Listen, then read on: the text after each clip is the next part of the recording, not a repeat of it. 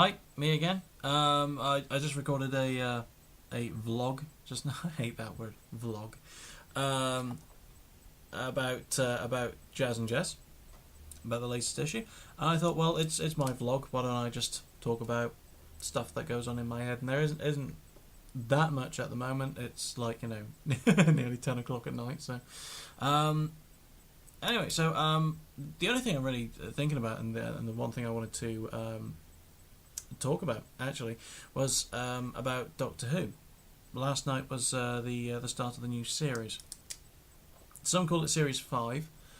Some call it, I think it's 35, 31. I don't know. It's a really big number. Well, as TV series go, it's a big number.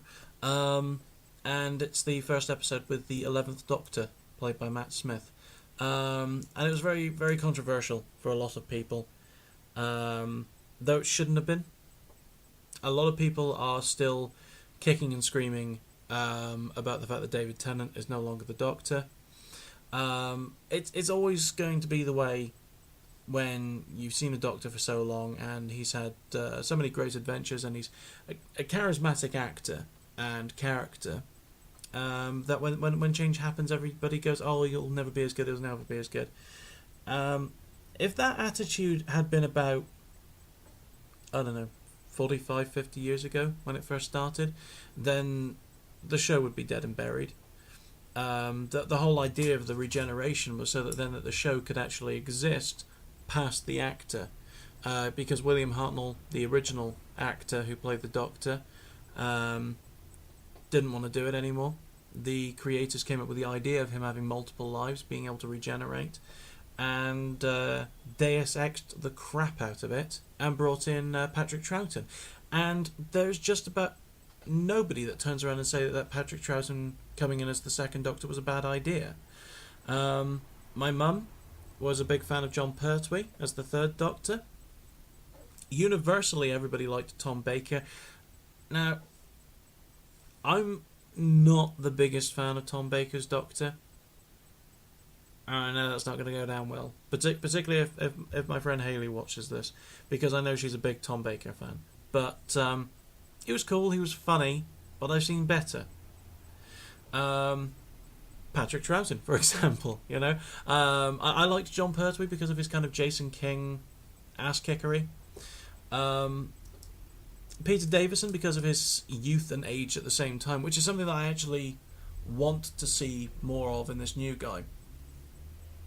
To be honest with you, the only Doctor that I don't like was Colin Baker, and he was one of what I'm fairly certain amongst the fans would be considered one of the black sheep of Doctor Who, because you had Colin Baker, who was just terrible, absolutely terrible. Then you had Sylvester McCoy, and I personally love Sylvester McCoy as the Doctor. The Seventh Doctor is, as the term goes, my Doctor. He's the one that I first saw. He's the one that I grew up with, watching on TV.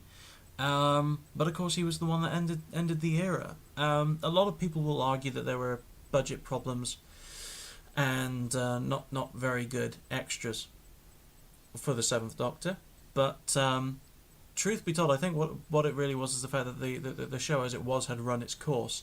So several years later they tried to reinvent it and bring in Paul McGann. I didn't think there was a problem with him. I think there was a couple of faux pas that were made. For example, making him half human was something that they did, and I know that went down like a bombshell. And the fact that he actually kissed a girl. Nowadays he's kissing everyone. It's fine. Guys, girls, anything, everything, all of his companions, they all have a go, right? And nobody objects to it because of the fact that, it was Christopher Eccleston, and everybody found him charming, and then it was David Tennant and everyone found him sexy, I guess. Or pretty. Is pretty the wrong term?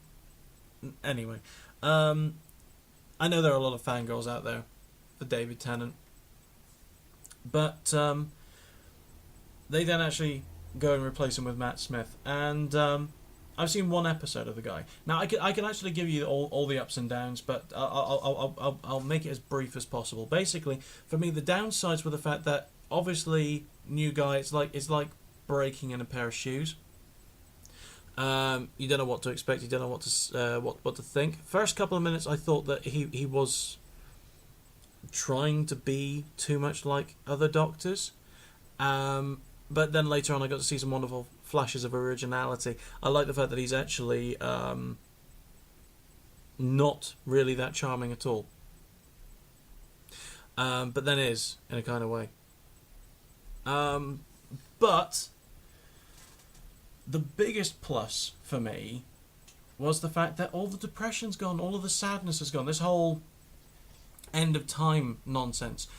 If you know me from before, then you will know that I didn't like the way Russell Davies ended David Tennant's run as Doctor Who. I thought it was terrible for a kids show. And the fact that he goes out whining, but I don't want to go. The fact that he kicks and screams on his way in, that's not really heroic, okay? Okay, he did it anyway, which is the sign of the Doctor that we all knew, all know, even. The fact that, something horrible is going on and he goes and does it anyway. But I felt more than a little trace of emo about him at the end. And I think it was more Russell Davies making the Doctor his mouthpiece about the fact that he didn't want to go. Now they've got a better writer on it, a guy called Stephen Moffat, who I've followed for years. He used to do a kids show called Press Gang when I was growing up. He did a fantastic comedy called Joking Aside for a BBC Two. And he's just generally a fantastic writer, even to the point where he's actually written the Tintin movie that Spielberg and Peter Jackson are making. He's that kind of quality of writer.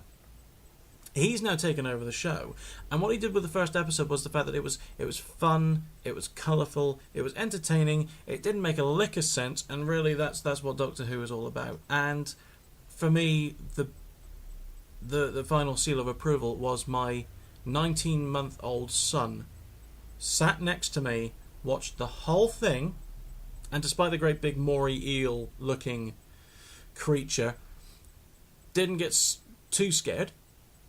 He drew back a little bit when he first saw it, but then he actually watched the Doctor being, the Doctor, and was applauding all the way through. So a great big giant eyeball, and he thought that it was the most hilarious thing ever. So, for me, it's a return to form because of the fact that now it's something that the family can really enjoy again, and not something that's just made for just the geeks. I dare say as the series progresses, you'll actually get to see more that the geeks will approve of. And I think it's a case of that. It is that breaking in period. For those of you who didn't like it, stick with it for a little while. If you still don't like it, then fine, don't watch it. I'm not working for the BBC, I don't care. But personally, I think it's a good start. It's not the best opening I've ever seen, but I think it's really, really good. Yeah. That's about that, really. I might talk about that more in the future. I might talk about other things. I'm a gigantic geek. You've seen The Wall, so there you have it. Ja.